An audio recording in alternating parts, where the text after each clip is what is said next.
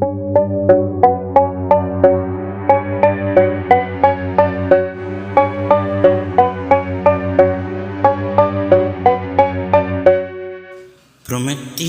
me endeudé y ahora ya no sé qué hacer.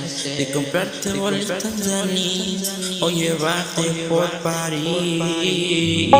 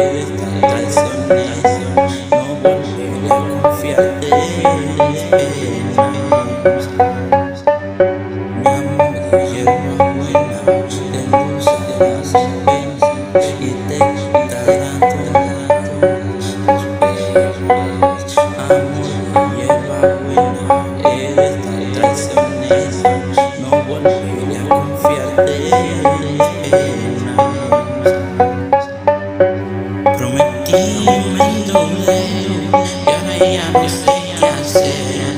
De comprarte boletas de anís o llevarte por París.